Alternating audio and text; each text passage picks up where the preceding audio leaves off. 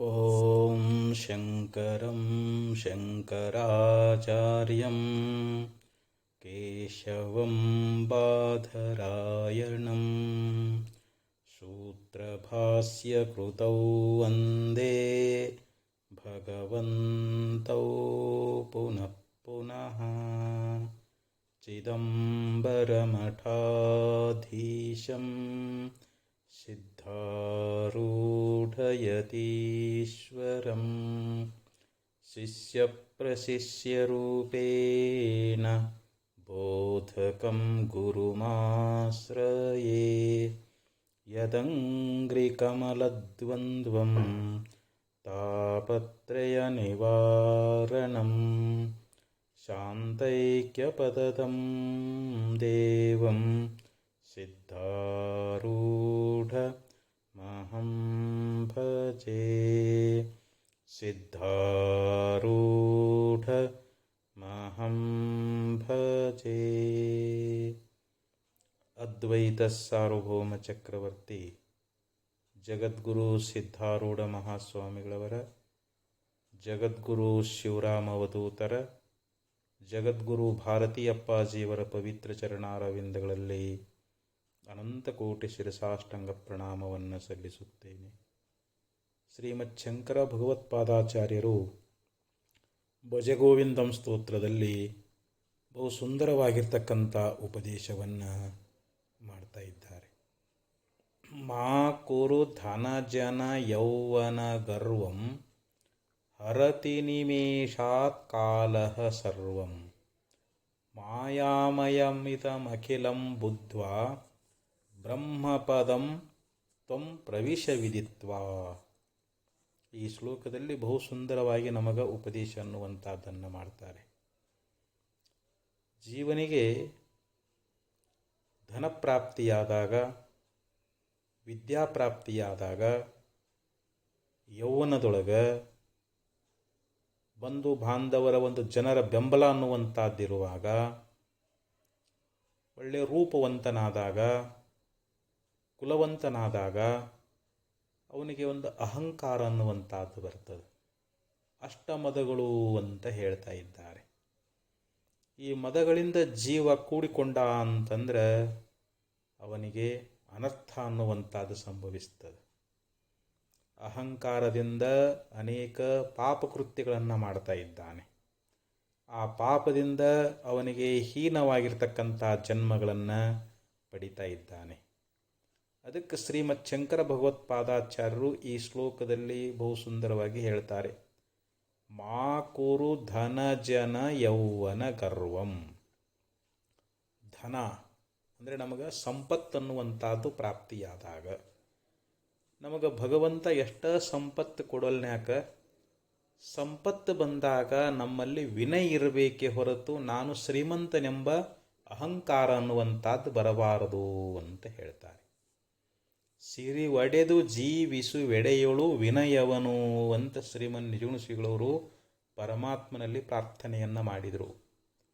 ಹೇ ಪರಮಾತ್ಮ, ನನಗೆ ಎಷ್ಟಾದರೂ ಸಂಪತ್ತನ್ನು ಕೊಡು, ಆ ಸಂಪತ್ತಿನ ಜೊತೆಯೊಳಗೆ ನನಗೆ ವಿನಯವನ್ನು ಕೊಡು ಅಂತ ಕೇಳಿಕೊಂಡ್ರು. ನಮಗೆಷ್ಟೇ ಸಂಪತ್ತು ಪ್ರಾಪ್ತ ಆದ್ರೂ ಕೂಡ ನಮ್ಮಲ್ಲಿ ವಿನಯ ಇತ್ತು ಅಂತಂದರೆ ನಾವು ಪರಮಾತ್ಮನ ಕೃಪೆಗೆ ಪಾತ್ರರಾಗ್ತೀವಿ. ಸಜ್ಜನರು, ಹಿರಿಯರು, ಮಹಾತ್ಮರು, ಗುರುಗಳು ಅವರ ಕೃಪಾ ನಮಗಾಗಬೇಕು ಅಂದರೆ ನಮ್ಮಲ್ಲಿ ವಿನಯ ಅನ್ನುವಂಥದ್ದಿರಬೇಕು. ದೇವೇಂದ್ರನ ಉತ್ಸವ ಬರ್ತಾ ಇತ್ತು. ದುರ್ವಾಸ ಋಷಿಗಳು ಕೈಲಾಸದಿಂದ ಆ ಪಾರ್ವತಾದೇವಿಯ ಆಶೀರ್ವಾದ ಮಾಡಿಕೊಟ್ಟಿರ್ತಕ್ಕಂಥ ಹೂಮಾಲೆಯನ್ನು ಕೈಯಲ್ಲಿ ಹಿಡ್ಕೊಂಡು ಬರ್ತಾ ಇದ್ರು. ಆ ದೇವೇಂದ್ರನ ಉತ್ಸವವನ್ನು ನೋಡಿ ಅವ್ರಿಗೇನು ಅನ್ನಿಸ್ತು, ಆ ಜಗನ್ಮಾತೆ ಕೊಟ್ಟಿರ್ತಕ್ಕಂಥ ಈ ಹೂವಿನ ಮಾಲೆಯನ್ನು ದೇವೇಂದ್ರನಿಗೆ ಕೊಟ್ಟರೆ ಕೊರಳೊಳಗೆ ಹಾಕೊಂಡ ಅಂತಂದ್ರೆ ಈ ಉತ್ಸವದೊಳಗೆ ಶೋಭೆ ಆಗ್ತದೆ ಅಂಥೇಳಿ ದುರ್ವಾಸರು ಆಶೀರ್ವಾದ ಮಾಡಿ ಕೊಟ್ಟರದನ್ನು.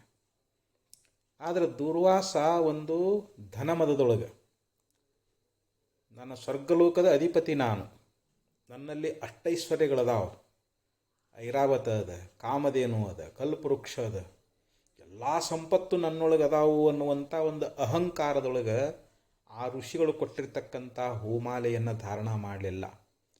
ಐರಾವತದ ಕುಂಭಸ್ಥಳದ ಮೇಲಿಟ್ಟ.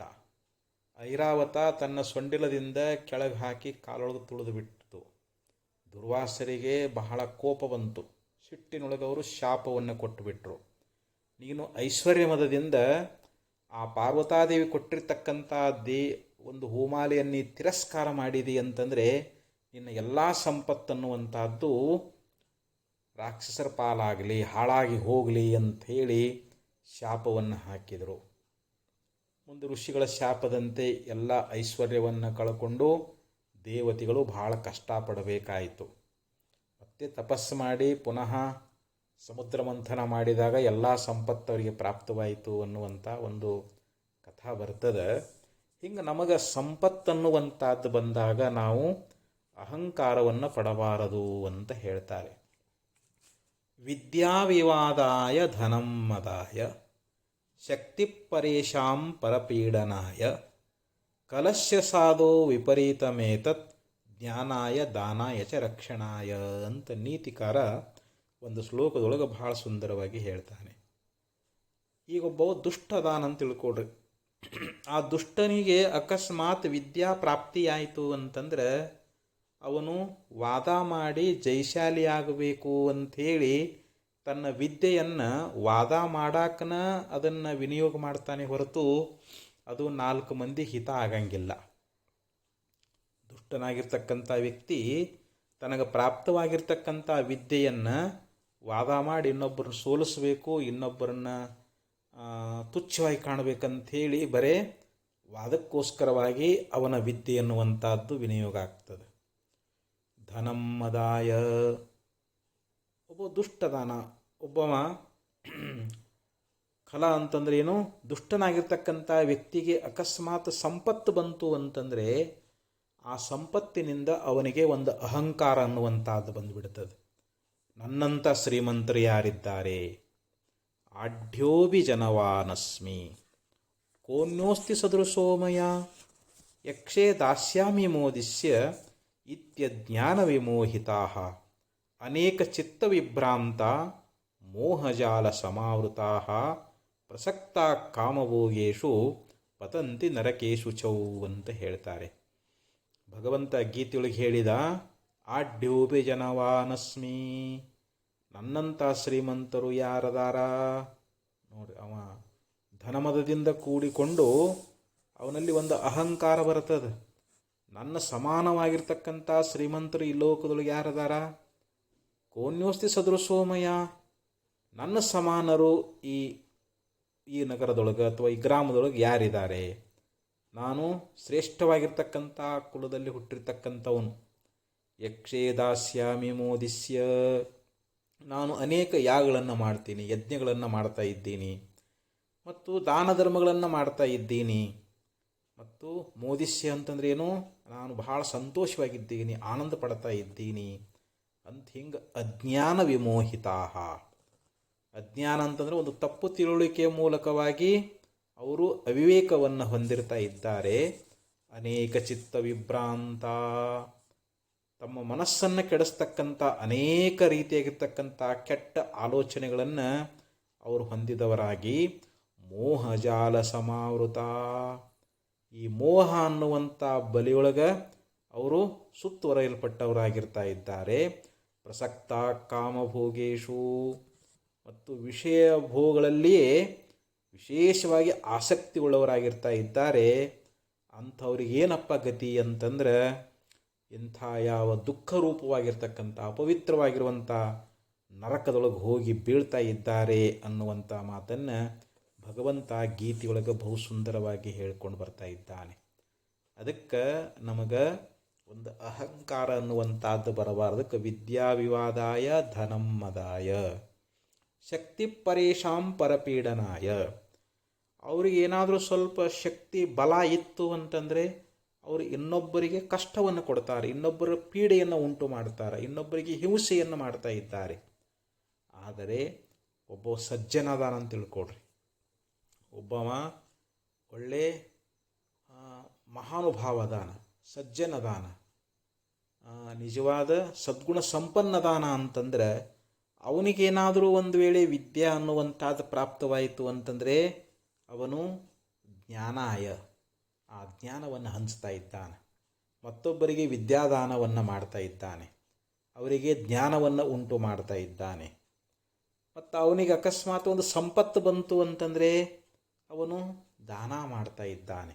ದಾನಾಯ ಲಕ್ಷ್ಮೀ ಸುಕೃತಾಯ ವಿದ್ಯಾ ಅಂತ ಹೇಳಿದಂತೆ ಯಾರ ಒಂದು ವಿದ್ಯೆ ಅನ್ನುವಂಥದ್ದು ಇನ್ನೊಬ್ಬರಿಗೆ ಉಪದೇಶವನ್ನು ಮಾಡಿ ಅವರಿಗೆ ಜ್ಞಾನವನ್ನು ಉಂಟು ಮಾಡುವಂಥದ್ದಾಗೇತೋ, ಯಾರ ಸಂಪತ್ತನ್ನುವಂಥದ್ದು ದಾನ ಮಾಡಲಿಕ್ಕೆ ಅದು ಬಳಸಲ್ಪಡ್ತಾ ಇದೆಯೋ ಅವರು ನಿಜವಾಗಿಯೂ ಸುಕೃತಿಗಳು ಅಂತ ಹೇಳಲ್ಪಡ್ತಾ ಇದ್ದಾರೆ.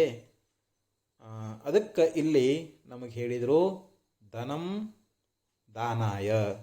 ಇಲ್ಲಿ ಯಾರು ಸುಜ್ಞಾನಿಗಳದಾರ, ಯಾರು ಬಲ್ಲವರದಾರ, ಯಾರು ವಿವೇಕಿಗಳದಾರ ಅಂಥ ಸಜ್ಜನರಾಗಿರ್ತಕ್ಕಂಥ ಪುರುಷರು ಅವರಿಗೆ ಧನ ಬಂದಾಗ ಅವರು ದಾನ ಮಾಡ್ತಾ ಇದ್ದಾರೆ.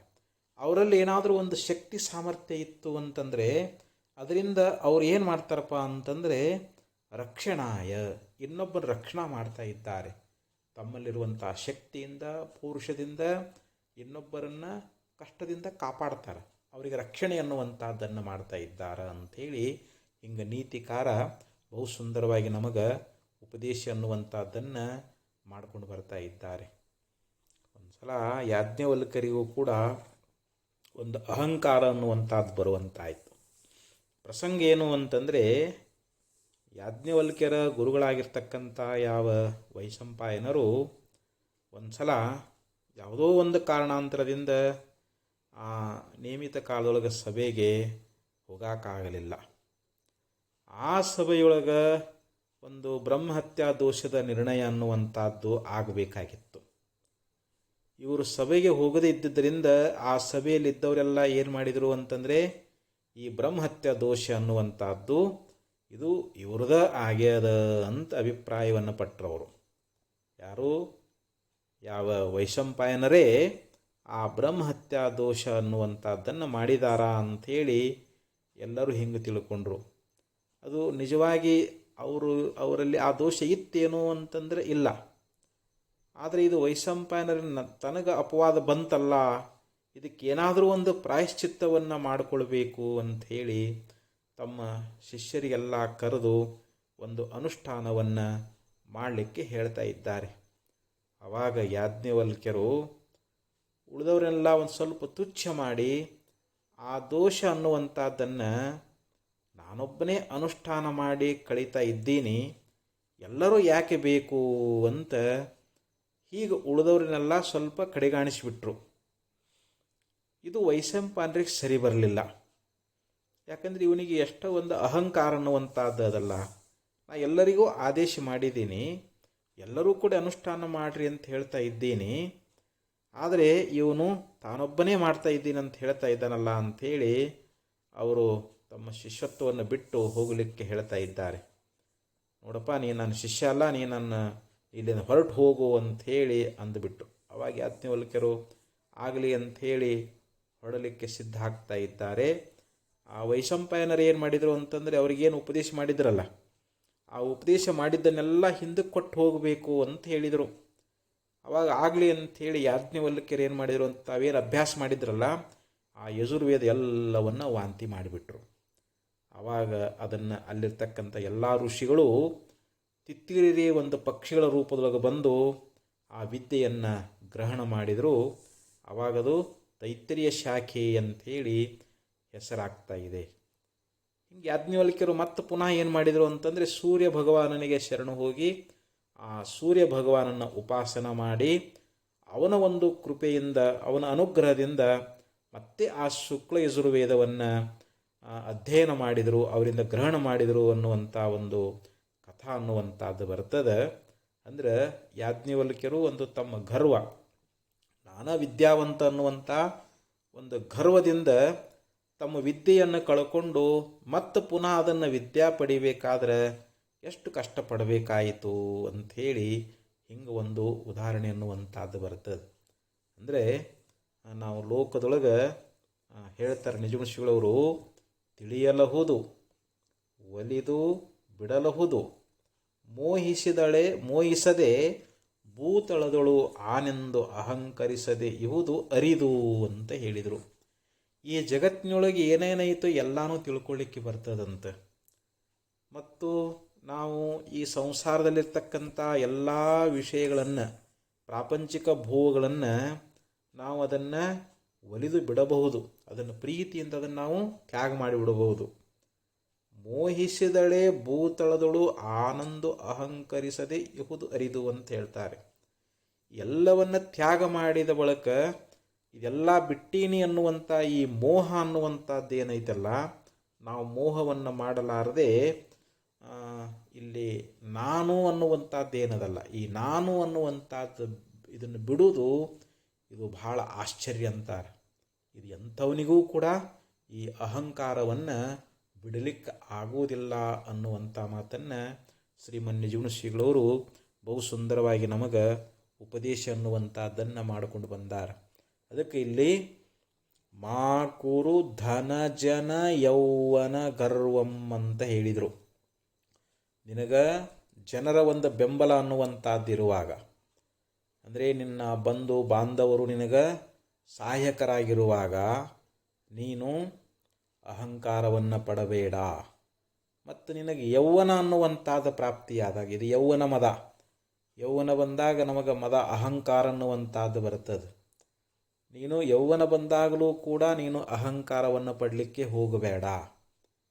ಯಾಕಂತಂದರೆ ಹರತಿ ನಿಮೇಷಾತ್ ಕಾಲಹ ಸರ್ವಂ. ಇಲ್ಲಿ ಮೃತ್ಯುದೇವ ಅಂದರೆ ಯಮಧರ್ಮ ಏನು ಮಾಡ್ತಾನೆ ಅಂತಂದರೆ ನಿಮೇಷಾತ್, ಒಂದು ಕ್ಷಣದೊಳಗನ ಅಪಹರಿಸಿಬಿಡ್ತಾ ಇದ್ದಾನಂತ. ಈಗ ನಮಗೆ ಪ್ರಾಪ್ತವಾಗಿರ್ತಕ್ಕಂಥ ಧನ ಆಗಿರಬಹುದು, ಜನರ ಒಂದು ಬೆಂಬಲ ಆಗಿರಬಹುದು, ನಮಗೆ ಬಂದಿರತಕ್ಕಂಥ ಯೌವನ ಆಗಿರಬಹುದು, ನಮಗೆ ಎಲ್ಲೆಲ್ಲಿ ಅಹಂಕಾರ ಬರ್ತದೆ ಎಲ್ಲವನ್ನೂ ಯಮಧರ್ಮ ಏನು ಮಾಡ್ತಾನೆ, ಒಂದು ಕ್ಷಣಾರ್ಧದಲ್ಲಿ ಅಪಹರಿಸಿಬಿಡ್ತಾ ಇದ್ದಾನೆ. ಮಾಯಾಮಯಮಿದಮಖಿಲಂ ಬುದ್ಧ್ವಾ. ಅಖಿಲಂ, ಈಗ ನಮ್ಮ ದೃಶ್ಯವಾಗಿ ತೋರ್ತಕ್ಕಂಥ ಈ ಸಮಸ್ತ ಪ್ರಪಂಚ ಅನ್ನುವಂಥದ್ದೇನದ, ಇದು ಮಾಯಾಮಯ, ಇದು ಮಾಯಾಕಲ್ಪಿತವಾಗಿರ್ತಕ್ಕಂಥದ್ದು, ಇದು ಮಾಯಿಂದ ನಿರ್ಮಾಣವಾಗಿರ್ತಕ್ಕಂಥದ್ದು ಅಂತ ನೀ ತಿಳ್ಕೋ ಅಂತ ಹೇಳಿದ್ರು ಅವರು. ಮಾಯಾ ಮಾತ್ರ ಮಿದಂ ದ್ವೈತಂ ಅದ್ವೈತಂ ಪರಮಾರ್ಥತಃ ಅಂತ ಹೇಳ್ತಾರೆ. ಈ ದ್ವೈತ ರೂಪವಾಗಿರ್ತಕ್ಕಂಥ ಈ ಪ್ರಪಂಚ ಅನ್ನುವಂಥದ್ದೇನದ ಇದು ಮಾಯಾಮಯ ಅಂತ, ಇದು ಮಾಯಾ ಸ್ವರೂಪ. ಮಾಯಾ ಅಂದ್ರೇನು, ಯಾಮ ಸಾಮಾಯ, ಯಾವುದು ಇಲ್ಲವೋ ಅದಕ್ಕೆ ಮಾಯಾ ಅಂತ ಕರೀತಾರೆ. ಅಘಟಿತ ಘಟ್ಟನ ಪಟಿಯಸಿರ್ ಮಾಯಾ ಅಂತ ಹೇಳಿದರು. ಘಟಿಸಲಾರದ್ದನ್ನು ಅದನ್ನು ಮಾಡುವಂಥದ್ದು ಯಾವುದು ಅಂತಂದರೆ ಇದು ಮಾಯಾ ಅಂತ ಹೇಳಿಸ್ಕೊಳ್ತದೆ.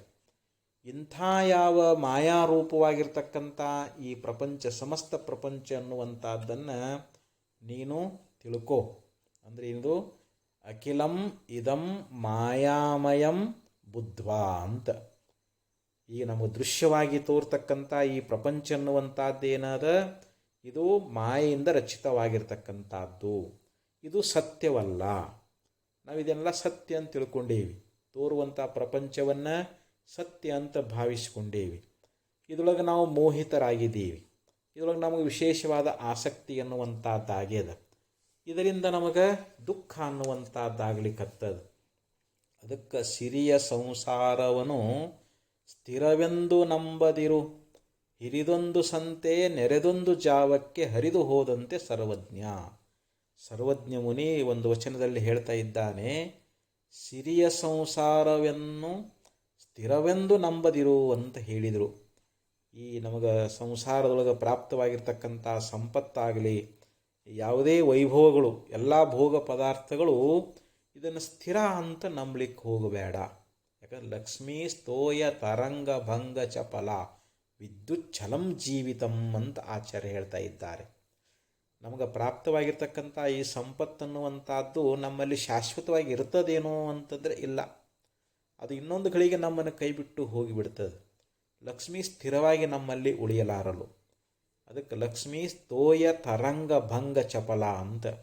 ಸಮುದ್ರದಲ್ಲಿ ಹೆಂಗೆ ಅಲೆಗಳು ಒಂದರ ಹಿಂದೆ ಒಂದು ಬರ್ತಾ ಇದ್ದಾವೆಯೋ, ಅವು ಅಲೆಗಳು ನೋಡ್ತಾ ಇದ್ದಂಗೆ ಹೆಂಗೆ ಅಡಿಗೆ ಹೋಗ್ತಾ ಇದ್ದಾವೆಯೋ, ಹಂಗೆ ನಮಗೆ ಲಕ್ಷ್ಮಿ ಏನು ಪ್ರಾಪ್ತ ಆಗಿದ್ದಾಳಲ್ಲ, ಅದು ಸ್ಥಿರವಾಗಿ ನಮ್ಮಲ್ಲೇ ಉಳಿತಾಳೇನು ಅಂತಂದರೆ ಇಲ್ಲ, ಅದು ನಮ್ಮನ್ನು ಕೈ ಬಿಟ್ಟು ಹೋಗ್ತಾ ಇದ್ದಾಳೆ.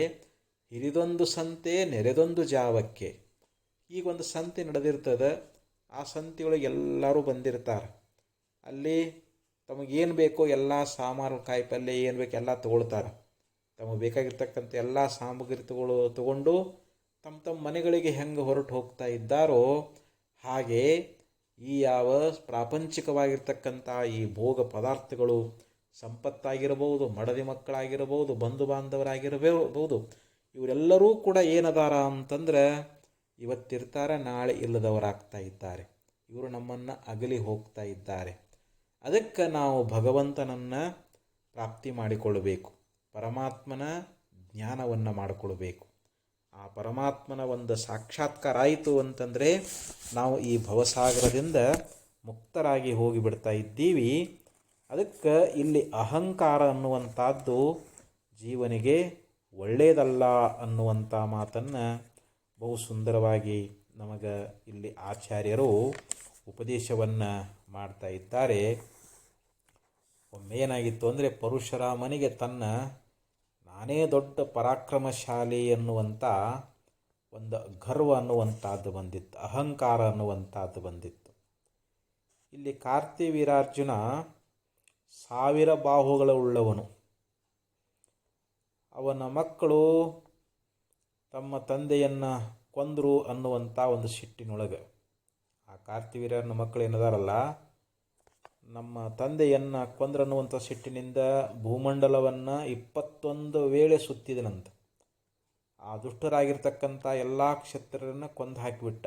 ಯಾರು? ಪರಶುರಾಮ. ಈ ರೀತಿ ಭೂಮಿಯನ್ನು ಗೆದ್ದಿರ್ತಕ್ಕಂಥ ಆ ಪರಶುರಾಮ ಆಮೇಲೆ ಯಜ್ಞವನ್ನು ಪ್ರಾರಂಭ ಮಾಡಿದ. ಅದರಲ್ಲಿ ಈ ಭೂಮಿಯಲ್ಲಿರ್ತಕ್ಕಂಥ ಯಾವ ಕಶ್ಯಪರಿಗೆ ಭೂಮಿಯನ್ನೆಲ್ಲ ಅವರಿಗೆ ದಾನ ಮಾಡಿದ್ದ. ಹಿಂಗೇನಾಗಿತ್ತು ಅಂತಂದರೆ ಅವನ ಒಂದು ಕ್ಷಾತ್ರ ತೇಜಸ್ಸಿನ ಹೆಸರನ್ನು ನಾ ಉಳಿಸಿಬಿಟ್ನಲ್ಲ ಅಂಥೇಳಿ ಅವನಿಗೊಂದು ಗರ್ವ ಬಂದುಬಿಟ್ಟಿತ್ತು, ಒಂದು ಅಹಂಕಾರ ಬಂದಿತ್ತು. ಇತ್ತಾಗ ಅಯೋಧ್ಯದೊಳಗೆ ದಶರಥನ ಮಗನಾಗಿರ್ತಕ್ಕಂಥ ಶ್ರೀರಾಮಚಂದ್ರ ಆ ಮಿಥಿಲಾಪಟ್ಟಣದೊಳಗೆ ಶಿವಧನಸ್ಸನ್ನುವಂಥದ್ದನ್ನು ಅವನು ಮುರಿದು ಹಾಕಿಬಿಟ್ಟ. ಸೀತೆಯನ್ನು ಅವ ಮದುವೆ ಮಾಡಿಕೊಂಡ. ಈ ಸುದ್ದಿ ಅನ್ನುವಂಥದ್ದು ಎಲ್ಲ ಕಡೆ ಹರಡಿಬಿಡ್ತು. ಇದು ಪರಶುರಾಮನ ಕಿವಿಗೆ ಬಿತ್ತರಿದು. ಅವಾಗ ಪರಶುರಾಮ ಆ ಮಹೇಂದ್ರ ಪರ್ವತದೊಳಗೆ ತಪಸ್ಸು ಮಾಡಲಿಕ್ಕೆ ಹತ್ತಿದ್ದ. ಪರಶುರಾಮ ಅಂದ ತನ್ನೊಳಗೆ ಆ ವೈಷ್ಣವ ಧನುಸ್ಸು ಅನ್ನುವಂಥದ್ದಿತ್ತಲ್ಲ, ಅದನ್ನು ತಗೊಂಡು ಅವ ಹೊರಟು ಬರ್ತಾ ಇದ್ದಾನೆ. ಆ ಶ್ರೀರಾಮನ ಸೊಕ್ಕನ್ನು ಅಡಗಿಸ್ಬೇಕಂಥೇಳಿ ಪರಶುರಾಮ ಬರ್ತಾ ಇದ್ದಾನೆ. ಆವಾಗ ಶ್ರೀರಾಮಚಂದ್ರ ಏನು ಮಾಡಿದ ಅಂತಂದ್ರೆ ಆ ಮಿಥಿಲಾಪಟ್ಟಣದಿಂದ ಅಯೋಧ್ಯೆಗೆ ಹೋಗ್ತಾ ಇದ್ದ. ದಾರಿಯೊಳಗೆ ಇವರಿಬ್ಬರ ಸಮಾಗಮ ಆಗ್ತಾ ಇದೆ. ಆವಾಗ ಪರಶುರಾಮ ಅವನಿಗೆ ಒಳ್ಳೆಯ ದರ್ಪದಿಂದ ಆ ಶ್ರೀರಾಮಚಂದ್ರನನ್ನು ಕುರಿತು ಕೇಳ್ತಾ ಇದ್ದಾನೆ, ಅಡ್ಡಗಟ್ಟಿ ಹೇಳ್ತಾ ಇದ್ದಾನೆ, ನೀನು ಆ ಹಳೆಯದಾಗಿರ್ತಕ್ಕಂಥ ಯಾವ ಶಿವನ ಬಾಣವನ್ನು ಮುರಿದದ್ದೇನು ಭಾಳ ದೊಡ್ಡದಲ್ಲ, ಈಗ ನನ್ನೊಳಗೆ ಆ ವೈಷ್ಣವ ಒಂದು ಬಾಣ ಅನ್ನುವಂಥದ್ದು ಅದನ್ನು ಮುಂದಕ್ಕೆ ಹಿಡಿತಾ ಇದ್ದಾನೆ. ಆವಾಗ ಶ್ರೀರಾಮಚಂದ್ರ ಏನು ಮಾಡಿದ ಅಂತಂದ್ರೆ ಅದನ್ನು ಅವನ ಕೈಯಿಂದ ಸೆಳೆಕೊಂಡು ಲೀಲಾಮಾತ್ರವಾಗಿ ಅದರೊಳಗೆ ಬಾಣವನ್ನು ಹೂಡ್ತಾ ಇದ್ದಾನೆ. ಮತ್ತು ಇದನ್ನು ಎಲ್ಲಿ ಬಿಡಲಿ, ನನಗೆ ಗುರಿಯನ್ನು ಹೇಳಬೇಕು ಅಂತಂದಾಗ ಈ ರೀತಿ ಕೇಳಿದಾಗ ಆವಾಗ ಪರಶುರಾಮ ತೇಜೋಹೀನಾಗ್ತಾ ಇದ್ದಾನೆ. ಆವಾಗ ಅವನು ಹುಷಿಯಾಗದಂಥ ಆ ಬಾಣಕ್ಕೆ ಗುರಿಯನ್ನು ತೋರಿಸಲೇಬೇಕಾಗಿ ಬಂತವಾಗ ತನ್ನ ಪರಲೋಕ ಸಾಧನವಾಗಿರ್ತಕ್ಕಂಥ ಏನು ಪುಣ್ಯ ಅನ್ನುವಂಥದ್ದೇನಿತ್ತಲ್ಲ, ಆ ಪುಣ್ಯವನ್ನು ಆ ಬಾಣಕ್ಕೆ ಬಲಿಯಾಗಿ ಕೊಡ್ತಾ ಇದ್ದಾನೆ. ಹಿಂಗೆ ಪರಶುರಾಮ ಏನು ಮಾಡಿದನು, ತನ್ನ ಒಂದು ಗರ್ವದಿಂದ ಪರಶುರಾಮ ತನ್ನ ಅಹಂಕಾರದಿಂದ ಆ ಒಂದು ಸದ್ಗತಿಗೆ ಸಾಧನವಾಗಿರ್ತಕ್ಕಂಥ ಸಾಧನೆ ಅನ್ನುವಂಥದ್ದೇನದ ಅದನ್ನು ಹಾಳು ಮಾಡ್ಕೊಂಡು ಬಿಡ್ತಾ ಇದ್ದಾನ. ಮತ್ತೆ ಅದನ್ನು ಕೂಡಿ ಹಾಕ್ಕೊಳ್ಳಿಕ್ಕೆ ಮತ್ತೆ ಅವನು ತಪಸ್ಸಿಗೆ ಹೋಗುವಂಥ ಪ್ರಸಂಗ ಬರ್ತದೆ. ಹಿಂಗೆ ಎಂಥವರಿಗೂ ಕೂಡ ಈ ಅಹಂಕಾರ ಅನ್ನುವಂಥದ್ದು ಬಿಟ್ಟಿಲ್ಲ. ಪರಶುರಾಮನಿಗೂ ಕೂಡ ಅಹಂಕಾರದಿಂದ ಭಾಳ ಯಾತನೆಯನ್ನು ಅನುಭವಿಸುವಂಥ ಪ್ರಸಂಗ ಬಂತು. ಅದಕ್ಕೆ ಬಸವಣ್ಣವರು ಹೇಳ್ತಾ ಇದ್ದಾರೆ, ಹಾವು ತಿಂದವರ ನುಡಿಸಬಹುದು, ಗರ ಹೊಡೆದವರ ನುಡಿಸಬಹುದು, ಸಿರಿಗರ ಹೊಡೆದವರು ನುಡಿಸಲಾಗದು ನೋಡ, ಬಡತನವೆಂಬ ಮಂತ್ರವಾದಿ ಹೊಗಲು ಒಡೆನುಡಿವರಯ್ಯ ಕೂಡಲ ಸಂಗಮ ದೇವ ಅಂತ ಹೇಳ್ತಾರೆ. ಇವತ್ತು ಒಬ್ಬ ಮನುಷ್ಯನಿಗೆ ಹಾವು ಕಚ್ಚಿತ್ತು ಅಂತಂದರೆ ಅವನಿಗೆ ಏನಾದರೂ ಒಂದು ಮಣಿ ಮಂತ್ರ ಔಷಧಗಳಿಂದ ಅವನನ್ನು ಬದುಕಿಸ್ಲಿಕ್ಕೆ ಬರ್ತದೆ. ಹಾವು ಕಚ್ಚಿದ್ರೆ ಅದಕ್ಕೆ ಯಂತ್ರ ಹಾಕ್ತಾರೆ ಅಥವಾ ಮಂತ್ರದಿಂದ ಆ ವಿಷವನ್ನು ಕಳೀತಾ ಇದ್ದಾರೆ. ಅದಕ್ಕೆ ಔಷಧಗಳನ್ನು ಕೊಟ್ಟು ಆ ಹಾವು ಕಚ್ಚಿದ್ದನ್ನು ಗುಣಪಡಿಸ್ತಾರೆ. ಮತ್ತು ಇಲ್ಲ ಒಬ್ಬನಿಗೆ ಅಕಸ್ಮಾತ್ ಒಂದು ಪಿಶಾಚಿ ದೆವ್ವ ಅನ್ನುವಂಥದ್ದು ಬಡ್ಕೊಂಡಿತ್ತು ಅಂತಂದ್ರೆ ಆವಾಗ ಅದನ್ನು ಕೂಡ ಮಂತ್ರ ಹಾಕಿ ದೆವ್ವ ಬಿಡಿಸ್ತಾರೆ. ಅದಕ್ಕೂ ಕೂಡ ಉಪಾಯಗಳದಾವ. ಆದರೆ ಸಿರಿಗರ ಹೊಡೆದವರ ನುಡಿಸಲಾಗದು ನೋಡ. ಶ್ರೀಮಂತಿಕೆ ಅನ್ನುವಂಥ ಒಂದು ಪಿಶಾಚಿ ಬಡ್ಕೊಂಡಿತ್ತು ಅಂತಂದ್ರೆ ಇದನ್ನು ಬಿಡಿಸೋಕ್ಕಾಗ್ತದೇನು ಅಂತಂದ್ರೆ ಆಗೋದಿಲ್ಲ ಅಂತ ಹೇಳಿದರು. ಯಾವಾಗ ನಮಗೆ ಬಡತನ ಅನ್ನುವಂಥದ್ದು ಬರ್ತದಲ್ಲ, ಆ ಬಡತನ ಬಂತು ಅಂತಂದ್ರೆ ಒಡನೆ ನುಡಿಯವರಯ್ಯ ಕೂಡಲ ಸಂಗಮ ದೇವ. ಬಡತನ ಬಂದಾಗ ಅವನಲ್ಲಿ ವಿನಯ ಅನ್ನುವಂಥದ್ದು ಬರ್ತದೆ. ಅಲ್ಲಿವರೆಗೆ ಅವನ ಕಣ್ಣಾಗಿ ಯಾರೂ ಕಾಣೋದಿಲ್ಲ. ಅವನು ಅಹಂಕಾರದಿಂದಲೇ ವರ್ತಿಸ್ತಾ ಇರ್ತಾನ. ಅದಕ್ಕೆ ಇಲ್ಲಿ ಅಹಂಕಾರ ಅನ್ನುವಂಥದ್ದು ಇದು ಒಳ್ಳೆಯದಲ್ಲ ಅಂತ ಹೇಳಿದರು. ಅದಕ್ಕೆ ನೀತಿಕಾರ ಒಂದು ಶ್ಲೋಕದೊಳಗೆ ಹೇಳ್ತಾನೆ, ಅತಿರೂಪಾತ್ ವೃಥಾ ಸೀತಾ, ಅತಿಗರ್ವಾತ್ ಹತೋ ರಾವಣ, ಅತಿದಾನಾತ್ ಬಲಿರ್ಬದ್ಧ, ಅತಿ ಸರ್ವತ್ರ ವರ್ಜಯೇತ್ ಅಂತ ಹೇಳಿದರು. ಸೀತಾದೇವಿ ಅತ್ಯಂತ ರೂಪವಂತಳಾಗಿದ್ಲು, ಸೌಂದರ್ಯವತಿಯಾಗಿದ್ಲು. ಹೀಗಾಗಿ ರಾವಣ ಏನು ಮಾಡಿದ ಅಂತಂದರೆ ಆ ಸೀತೆಯನ್ನು ಅಪಹರಣ ಮಾಡಿಕೊಂಡು ಹೋದ. ಲಂಕಾದೊಳಗೆ ಅಶೋಕವನದಲ್ಲಿ ಅವಳನ್ನು ಇಡುವಂಥವನಾದ. ಅತಿಗರ್ವಾತ್ ಹತೋ ರಾವಣ. ರಾವಣನಲ್ಲಿ ಅತಿಯಾಗಿರ್ತಕ್ಕಂಥ ಒಂದು ಗರ್ವ ಅಹಂಕಾರ ಬಂತು.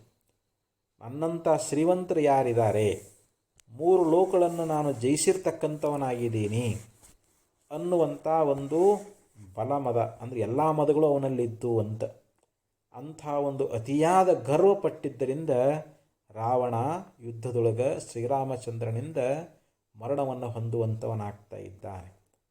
ಅತಿದಾನಾತ್ ಬಲಿರ್ಬದ್ಧ. ನೋಡಿ, ಅತಿಯಾದ ದಾನ ಮಾಡಿದ. ವಾಮನಾವತಾರಿಯಾಗಿರ್ತಕ್ಕಂಥ ವಿಷ್ಣು ಪರಮಾತ್ಮನಿಗೆ ಬಲಿಚಕ್ರವರ್ತಿ 3 ಪಾದ ಭೂಮಿಯನ್ನು ದಾನ ಮಾಡಲಿಕ್ಕೆ ಒಪ್ಪಿಗೆಯನ್ನು ಕೊಟ್ಟ. ನೋಡು, ಅತಿದಾನ ಅದು. 3 ಪಾದ ಅಂತಂದ್ರೆ ಏನು, 1ನೇ ಪಾದಕ್ಕನ ಇಡೀ ಭೂಮಂಡಲವೆಲ್ಲ ವ್ಯಾಪಿಸಿಬಿಡ್ತು. 2ನೇ ಪಾದವನ್ನು ಅಂತರಿಕ್ಷದಲ್ಲಿ ಇಟ್ಟ. 3ನೇ ಪಾದ ಎಲ್ಲಿಡಬೇಕು ಅಂತಂದಾಗ ನನ್ನ ಮೇಲೆ ಇಡುವಂಥೇಳಿ ಬಲಿಚಕ್ರವರ್ತಿ ಬಗ್ಗಿ ಕುಳಿತುಕೊಂಡ. ವಾಮನಾವತಾರಕ್ಕಿರ್ತಕ್ಕ ಪರಮಾತ್ಮ ಅವನನ್ನು ತುಳಿದು ಪಾತಾಳ ಲೋಕದೊಳಗೆ ಅವನಿಗೆ ಪಟ್ಟಾಭಿಷೇಕ ಮಾಡಿದ ಅಂಥೇಳಿ ಹಿಂಗೆ ಪುರಾಣದೊಳಗೆ ವಿಚಾರ ಬರ್ತದೆ. ಅದಕ್ಕೆ ಇಲ್ಲಿ ನಮಗೆ ಅತಿಗರ್ವಾತ್ ಹತೋರಾಣ, ಗರ್ವದಿಂದ ರಾವಣ ಹತನಾಗ್ತಾ ಇದ್ದಾನೆ. ಅದಕ್ಕೆ ಯಾವಾಗಲೂ ಈ ಗರ್ವ ಅನ್ನುವಂಥದ್ದು ಒಳ್ಳೆಯದಲ್ಲ, ಅಹಂಕಾರ ಅನ್ನುವಂಥದ್ದು ಇದು ಒಳ್ಳೆಯದಲ್ಲ ಅನ್ನುವಂಥ ಮಾತನ್ನು ಬಹು ಸುಂದರವಾಗಿ ನಮಗೆ ಶರಣರು ಮಹಾತ್ಮರು ನಮಗೆ ಉಪದೇಶ ಅನ್ನುವಂಥದ್ದನ್ನು ಮಾಡಿಕೊಂಡು ಬರ್ತಾರೆ. ಅದಕ್ಕೆ ಇಲ್ಲಿ ಹೇಳಿದಂತೆ, ಇಲ್ಲಿ ಆಚಾರ್ಯ ಹೇಳಿದಂತೆ ನಾವು ಇದನ್ನು ಬಿಡಬೇಕು ಅಂತ. ಅಹಂಕಾರ ಅನ್ನುವಂಥದ್ದನ್ನು ನಾವು ಬಿಟ್ಟಾಗ ಮಾತ್ರ ನಮಗೆ ಶಾಶ್ವತವಾಗಿರ್ತಕ್ಕಂಥ ಸುಖದ ಪ್ರಾಪ್ತಿ ಎನ್ನುವಂಥದ್ದಾಗ್ತದೆ. ನಾವು ಪರಮಾತ್ಮನನ್ನು ಅರಿತುಕೊಳ್ಬೇಕು. ಪರಮಾತ್ಮನ ಜ್ಞಾನವನ್ನು ನಾವು ಮಾಡಿಕೊಂಡೇವಿ ಅಂತಂದರೆ ನಾವು ಇಲ್ಲೇ ಮುಕ್ತರಾಗ್ತಾ ಇದ್ದೀವಿ. ನಾವು ಭಗವಂತನನ್ನು ಸೇರಬೇಕಾಗಿತ್ತು ಅಂತಂದರೆ ನಾವು ಪರಮಾತ್ಮನ ಜ್ಞಾನವನ್ನು ಮಾಡಿಕೊಳ್ಬೇಕು ಅಂತ ಹೇಳ್ತಾ ಇದ್ದಾರೆ.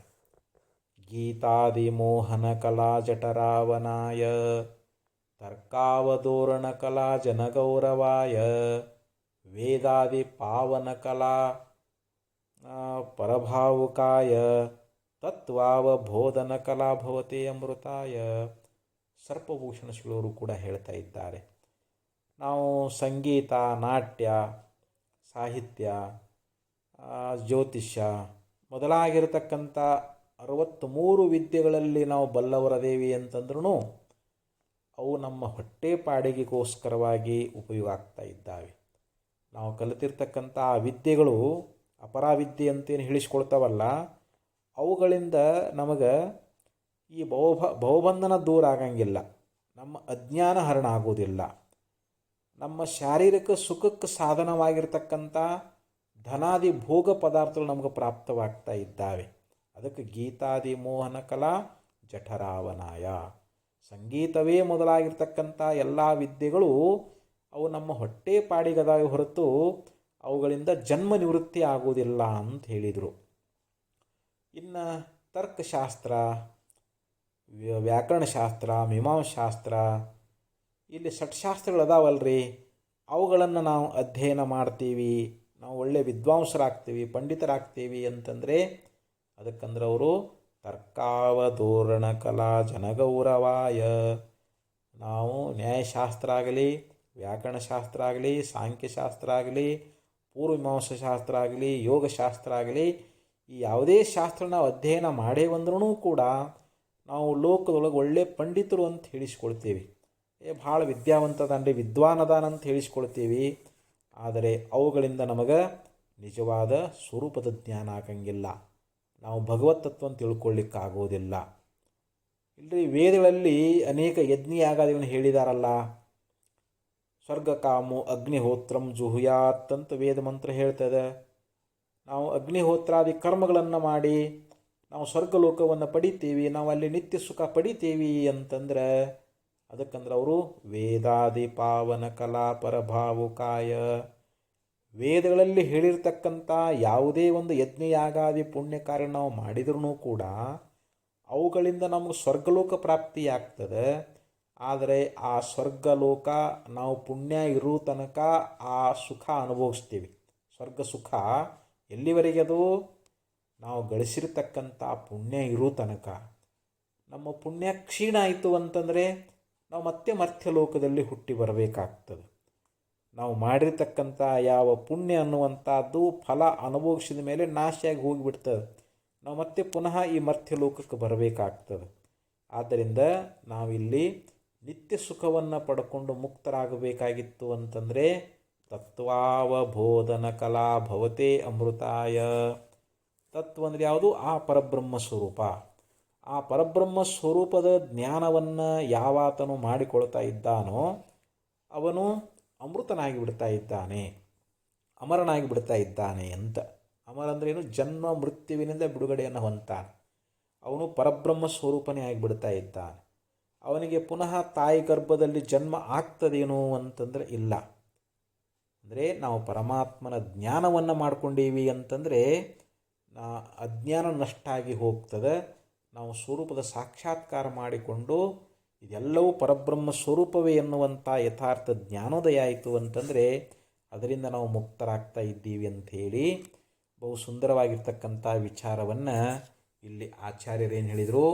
ಮಾಯಾಮಯಮಖಿಲಂ ಬುದ್ಧ್ವಾ ಬ್ರಹ್ಮಪದಂ ಪ್ರವಿಶಾಶು ವಿದಿತ್ವ ಅಂತ ಹೇಳಿದರು.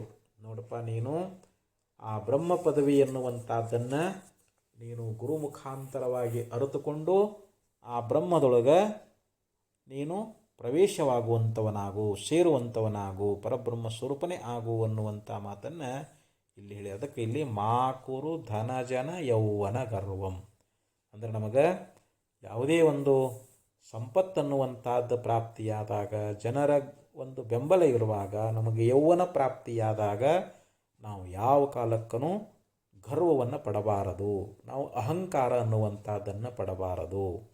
ಒಂದು ಗ್ರಾಮದೊಳಗೆ ಒಬ್ಬ ಬಡ ಹುಡುಗಿದ್ದ. ಅವನ ತಂದೆ ತಾಯಿಗಳು ತೀರಿ ಹೋದರು. ಅವನಿಗೆ ಯಾರೂ ಸಹೋದರಾಗಲಿ ಯಾರೂ ಬಂಧು ಬಾಂಧವರು ಇದ್ದಿದ್ದಿಲ್ಲ. ಅವನು ಅನಾಥನಾಗಿ ಬಿಟ್ಟ. ಅವನಿಗೆ ವಾಸ ಮಾಡಲಿಕ್ಕೆ ಮನೆ ಇಲ್ಲ, ಸ್ವಂತ ಹೊಲ ಇಲ್ಲ. ಆವಾಗ ಅವನು ವಿಚಾರ ಮಾಡಿದ ಅಂತಂದ್ರೆ, ನಾನು ಇಲ್ಲಿ ಅನಾಥನಾಗಿ ಈ ಊರೊಳಗಿರೋದಕ್ಕಿಂತ ಯಾವುದೋ ನಗರ ಪ್ರದೇಶಕ್ಕೆ ಹೋಗಿ ಅಲ್ಲಿ ಏನಾದರೂ ಒಂದು ಉದ್ಯೋಗ ಮಾಡ್ಕೊತ ನನ್ನ ಜೀವನ ನಿರ್ವಹಣೆ ಮಾಡಿಕೊಳ್ಬೇಕು ಅಂಥೇಳಿ ಅವನ ಹೆಸರು ಶಂಕರ ಅಂಥೇಳಿ. ಆ ಶಂಕರ ಏನು ಮಾಡಿದ ಅಂತಂದು ಒಂದು ನಗರಕ್ಕೆ ಬಂದ. ನಗರಕ್ಕೆ ಬಂದಾಗ ಅಲ್ಲಿ ಇಲ್ಲಿ ಭಿಕ್ಷಾ ಬೇಡಿ ಜೀವನ ಮಾಡ್ತಿದ್ದ. ಅವಾಗ ಯಾರಾದರೂ ಉದ್ಯೋಗ ಕೊಡ್ತಾರೆ, ಏನಾದರೂ ಕೆಲಸ ಕೊಡ್ತಾರೇನೋ ಅಂಥೇಳಿ ಅಂಗಡಿಗಳಲ್ಲಿ ಅಲೆದಾಡ್ತಾ ಇದ್ದ. ಅಲ್ಲಿ ಒಬ್ಬ ಸಜ್ಜನಾಗಿರ್ತಕ್ಕಂಥ ಪುರುಷ, ಈ ಹುಡುಗ ಅನಾಥದಾನ, ಇವನು ಭಾಳ ಬಡತನದೊಳಗೆ ಸ್ಥಿತಿಯೊಳಗದಾನ, ಇವನಿಗೇನಾದರೂ ಒಂದು ಕೆಲಸ ನಮ್ಮ ಅಂಗಡಿಯೊಳಗೆ ಕೊಡೋಣ ಅಂಥೇಳಿ ತನ್ನ ಅಂಗಡಿಯೊಳಗೆ ಅವನಿಗೆ ಒಂದು ಉದ್ಯೋಗ ಕೊಟ್ಟ. ಅಲ್ಲಿ ಕಸ ಹೊಡೆಯೋದು ಇತರೆ ಎಲ್ಲ ಕೆಲಸಗಳನ್ನು ಅವನಿಗೆ ಒಪ್ಪಿಸಿದ. ಆವಾಗ ಅವನು ಭಾಳ ಶ್ರದ್ಧೆಯಿಂದ ಕೆಲಸ ಮಾಡಿದ. ಆ ಶ್ರೀಮಂತ ಅವನಿಗೆ ಹೊಸ ಬಟ್ಟೆಗಳನ್ನು ಕೊಟ್ಟ. ನೋಡಪ್ಪ, ನಿನ್ನ ಬಟ್ಟೆಗಳೆಲ್ಲ ಹರಿದು ಹೋಗಿದ್ದಾವು, ನೀ ಮಾಡುವಂಥ ಕೆಲಸದಿಂದ ನನಗೆ ಭಾಳ ಸಂತೋಷ ಆಗ್ಯದ, ನೀ ಭಾಳ ಪ್ರಾಮಾಣಿಕವಾಗಿ ಕೆಲಸ ಮಾಡ್ಲಿಕ್ಕತ್ತಿ, ನಿನ್ನ ಹರಿದು ಹೋಗಿರ್ತಕ್ಕಂಥ ಎಲ್ಲ ಬಟ್ಟೆಗಳನ್ನು ತೆಗೆದು ಹಾಕು, ಈ ಹೊಸ ಬಟ್ಟೆಗಳನ್ನು ನೀವು ಉಟ್ಕೋ ಅಂತಂದ. ಆವಾಗ ಆ ಹುಡುಗ ಆಗಲಿ ಅಂಥೇಳಿ ತನ್ನ ಎಲ್ಲ ಬಟ್ಟೆಗಳನ್ನು ಒಂದು ಪೆಟ್ಟಿಗೆಯೊಳಗೆ ಭದ್ರಪಡಿಸಿ ಇಟ್ಟ. ಮತ್ತು ದಿವಸ ಅವನ ಅಂಗಡಿಯೊಳಗೆ ಅತ್ಯಂತ ಪ್ರಾಮಾಣಿಕತನದಿಂದ ಕೆಲಸ ಮಾಡಲಿಕ್ಕತ್ತಿದ. ಆವಾಗ ಶ್ರೀಮಂತನಿಗೆ ಆ ಹುಡುಗನ ಒಂದು ಪ್ರಾಮಾಣಿಕತೆಯನ್ನು, ಆ ಹುಡುಗನ ಶ್ರದ್ಧೆಯಿಂದ ಕೆಲಸ ಮಾಡುವುದನ್ನು ನೋಡಿ ಆ ಶ್ರೀಮಂತನಿಗೆ ಭಾಳ ಸಂತೋಷ ಆಯಿತು. ಅವನ ಮೇಲೆ ಭಾಳ ಪ್ರೀತಿ ಆಗಲಿಕ್ಕತ್ತು. ಅಂಗಡಿಯೊಳಗೆ ಇನ್ನೂ 10 ಜನ ಕೆಲಸ ಮಾಡ್ತಾ ಇದ್ದರು. ಈ ಶ್ರೀಮಂತ ಆ ಬಡ ಹುಡುಗನ ಮೇಲೆ ಅತ್ಯಂತ ಪ್ರೀತಿ ಮಾಡುವುದನ್ನು ಕಂಡು ಇವರಿಗೆ ಭಾಳ ಅಸೂಯೆ ಆಗ್ತಿತ್ತು. ಆವಾಗ ಅವರು ಸಾಹುಕಾರ ಹೇಳ್ತಾರೆ, ನೋಡಪ್ಪ, ನೀ ಇನ್ನು ಮೇಲೆ ಗುಮಾಸ್ತನಾಗು, ಇನ್ನು ಇತ್ಯಾದಿ ಕಸ ಹೊಡಿಯೋದು ಅಂತಿಂಥ ಕೆಲಸ ಮಾಡ್ಲಿಕ್ಕೆ ಹೋಗಬೇಡ, ಆ ಕಿರಾಣಿ ಸಾಮಾನು ಎಲ್ಲ ಅವರು ಬೇರೆದವ್ರು ಕೊಡ್ತಾರೆ, ನೀನು ಗುಮಾಸ್ತನಾಗಿ ನಿನಗೇನೋ ಓದಕ್ಕೆ ಬರೆಯೋಕ್ಕೆ ಬರ್ತದೇನೋ ಅಂತಂದಾಗ ಸ್ವಲ್ಪ ಬರಿತೀನಿ ರೀ, ನಾನು ಓದ್ತಾ ಇದ್ದೀನಿ ಅಂತಂದ. ಹಂಗಾದ್ರೆ ನೀನು ಗುಮಾಸ್ತನಾಗಿ ಇಲ್ಲಿದ್ದುಕೊಂಡು ಲೆಕ್ಕಪತ್ರ ಎಲ್ಲ ನೋಡ್ಕೋ ಅಂತ ಹೇಳಿದ. ಆಗಲಿ ಅಂಥೇಳಿ ಹಲವಾರು ವರ್ಷಗಳ ಪರ್ಯಂತರವಾಗಿ ಆ ಕಾರ್ಯವನ್ನು ಮಾಡಿದ. ಆವಾಗ ಆ ಶ್ರೀಮಂತ ಅಂತ ಇದ್ದ, ನೋಡಪ್ಪ, ನಿನಗೆ ಇಡೀ ಅಂಗಡಿ ಎಲ್ಲ ಜಾಬ್ ನಿನಗೆ ಕೊಟ್ಟೀನಿ, ಬಂದು ಹಣ ಜಮಾ ಮಾಡೋದು, ಅದನ್ನು ಬ್ಯಾಂಕಿಗೆ ಕಟ್ಟುವುದು ಇತ್ಯಾದಿ ಎಲ್ಲ ಇಷ್ಟು ನಿನ್ನ ಕೈಯೊಳಗದ, ಇದನ್ನು ಸರಿಯಾಗಿ ಮಾಡಿಕೊಂಡು ಹೋಗು ಅಂತ ಹೇಳಿದ. ಆಗಲಿ ಸಾಹುಕಾರ ಅಂಥೇಳಿ ಆ ಶಂಕರ ಹುಡುಗ ಏನು ಮಾಡಿದ ಅಂತಂದ್ರೆ ಭಾಳ ಒಂದು ಪೈಸಾ ಏನು ಚ್ಯುತಿ ಆಗಲಾರ್ದಂಗೆ ಅಲ್ಲಿ ಬಂದಿರತಕ್ಕಂಥ ವ್ಯಾಪಾರದಿಂದ ಬಂದಿರತಕ್ಕಂಥ ಹಣವನ್ನು ಸರಿಯಾಗಿ ಲೆಕ್ಕಪತ್ರ ಸರಿಯಾಗಿ ಇಟ್ಟುಕೊಂಡು ಆ ಶ್ರೀಮಂತನ ಪ್ರೀತಿಗೆ ಅತ್ಯಂತ ಪಾತ್ರನಾದ. ಇದು ಅಲ್ಲಿದ್ದು ಕೆಲಸ ಮಾಡೋರಂದರು, ಅಲ್ಲ, ಇವನು ಇತ್ತಿತ್ತಲಾಗಿ ಬಂದು ಈ ಶ್ರೀಮಂತನ ಇವನ ಕೈಗೆಲ್ಲ ಅಧಿಕಾರ ಕೊಟ್ಬಿಟ್ನಲ್ಲ, ನಾವು ಇಷ್ಟು ದಿವಸ ದುಡ್ಕೋತ ಬಂದೇವಿ, ನಮ್ಮ ಮೇಲೆ ಇಷ್ಟೊಂದು ಪ್ರೀತಿ ಇಲ್ಲ, ಈ ಶಂಕರನ ಮೇಲೆ ಇಷ್ಟೊಂದು ಪ್ರೀತಿ ಇಟ್ಟಿದಾರಲ್ಲ ಅಂಥೇಳಿ ಆವಾಗ ಇವನನ್ನು ಹೇಗಾದರೂ ಮಾಡಿ ಅಂಗಡಿ ಬಿಟ್ಟು ಓಡಿಸ್ಬೇಕು ಅಂತ ವಿಚಾರ ಮಾಡಿದರು. ಒಂದು ದಿವಸ ಶ್ರೀಮಂತನಿಗೆ ಅವ್ರು ಏನು ಮಾಡಿದರು ಅಂತ ಚಾಡಿ ಹೇಳಿದರು, ನೋಡ್ರಿ, ನೀವು ಇಷ್ಟು ಶಂಕರನ ನಂಬಿದ್ದೀರಿ, ಅವ ನಿಮ್ಮಲ್ಲಿರ್ತಕ್ಕಂಥ ಸಂಪತ್ತನ್ನು ಪೆಟ್ಟಿಗೆ ಒಳಗೆ ಒಯ್ದು ಭದ್ರಪಡಿಸಿ ಇಟ್ಟಿದ್ದಾನೆ. ಪ್ರತಿ ದಿವಸ ಬೆಳಗಿನ ಜಾವದಲ್ಲಿ ಅಂಗಡಿಗೆ ಬರೋದಕ್ಕಿಂತ ಪೂರ್ವದೊಳಗೆ ಆ ಪೆಟ್ಟಿಗೆ ತೆಗೆದು 1 ಗಂಟೆ ಅಲ್ಲೇ ಕುಂತಿರ್ತಾನವ. ಆ ಪೆಟ್ಟಿಗೆಗಳಿಗೆ ಏನು ರೊಕ್ಕ ಎಣಿಸ್ತಿರ್ತಾನೋ, ಏನು ಮಾಡ್ತಿರ್ತಾನೋ ಅಂತೇಳಿ ಚಾಡಿ ಹೇಳಿದರು. ಆದರೆ ಶ್ರೀಮಂತ ಅದನ್ನು ನಾನು ಪರೀಕ್ಷೆ ಮಾಡಿ ನೋಡ್ತೀನಿ ಅಂಥೇಳಿ ಒಂದು ದಿವಸ ಏನು ಮಾಡಿದ ಅಂತಂದ್ರೆ, ಆ ಶ್ರೀಮಂತ ಅವನ ಅಂಗಡಿ ತನ್ನ ರೂಮಿನೊಳಗೆ ಪೆಟ್ಟಿಗೆ ತೆಗೆಯುವಂಥ ಸಂದರ್ಭದೊಳಗೆ ಅಲ್ಲಿಗೆ ಹೋದಾಗ ಬರ್ರಿ ಸಾಹುಕಾರ ಅಂಥೇಳಿ ನೋಡಿ, ಅವನಲ್ಲಿ ಅಷ್ಟು ವಿನಯ ಇತ್ತು. ಅಷ್ಟೆಲ್ಲ ಅಂಗಡಿ ಜವಾಬ್ದಾರಿ ಎಲ್ಲ ಕೊಟ್ಟಿದ್ರೂ, ಲಕ್ಷಗಟ್ಟಲೆ ಹಣದ ವ್ಯವಹಾರ ಅವನ ಕೈಯೊಳಗಿದ್ರೂ ಕೂಡ ಅಷ್ಟು ವಿನಯವಂತನಾಗಿದ್ದ. ಆವಾಗ ಅವ್ರು ಚಾಡಿಕೋರು ಬಂದು ಹೇಳಿದರು, ನೋಡ್ರಿ, ಈಗೆಲ್ಲ ಆ ಪೆಟ್ಟಿಗೆಯೊಳಗೆ ಹಣ ಇಟ್ಟಿದ್ದಾನ ಅಂತಂದಾಗ ಸಾಹುಕಾರ ಏನು ಮಾಡಿದ, ತೆಗಿಯಪ್ಪ ಪೆಟ್ಟಿಗೆಯೊಳಗೆ ಏನಾಗಿದೆ ತೆಗಿ ಅಂತೇಳಿ ಅಂದಾಗ ಆವಾಗ ಅವ ಬ್ಯಾಡ್ರಿ ಸಾಹುಕಾರ, ಅದನ್ನು ತೆಗೆದು ಬೇಡ ಅಂತಂದ್ರೂ ಕೇಳಿಲ್ಲ. ಆ ಸಾಹುಕಾರನ ಒತ್ತಾಯದ ಮೂಲಕವಾಗಿ ಪೆಟ್ಟಿಗೆ ತೆಗೆದಾಗ ಆ ಪೆಟ್ಟಿಗೆಯೊಳಗೆ ಏನಿತ್ತು ಅಂತಂದರೆ, ಅವನು ಹರಿದು ಹೋದ ಚಪ್ಪಲಿಗಳು, ಅವನು ಮೊದಲಿಗೆ ಬಂದಾಗ ಏನು ಹರಿದಿರ್ತಕ್ಕಂಥ ಬಟ್ಟೆಗಳು, ಅವನ ಶರ್ಟ್ ಆಗಲಿ ಅವನ ದೋತ್ರ ಆಗಲಿ ಅವೇನಿದ್ದು ಅಲ್ಲ, ಅವೆಲ್ಲ ಹರಿದು ಹೋಗಿದ್ದು, ಅವುಗಳನ್ನು ಅಲ್ಲಿ ಭದ್ರಪಡಿಸಿಟ್ಟಿದ್ದ. ಇದನ್ನು ಯಾಕಿಟ್ಟಿ ಅಂತ ಸಾಹುಕಾರ ಕೇಳಿದರು.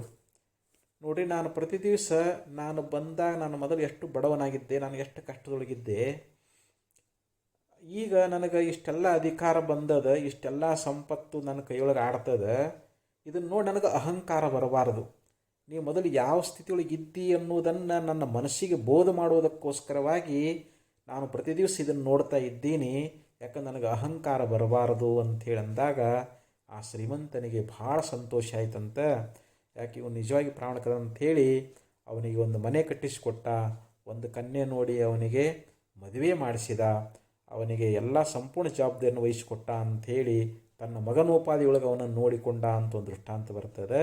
ಅದಕ್ಕೆ ನಮ್ಮಲ್ಲಿ ವಿನಯ ಅನ್ನುವಂಥದ್ದಿತ್ತು ಅಂತಂದರೆ ನಾವು ಭಗವತ್ ಸಾಕ್ಷಾತ್ಕಾರ ಮಾಡಿಕೊಂಡು ಮುಕ್ತರಾಗ್ತಾ ಇದ್ದೀವಿ ಅನ್ನುವಂಥ ಮಾತನ್ನು ಹೇಳ್ತಾ ಇದ್ದಾರೆ.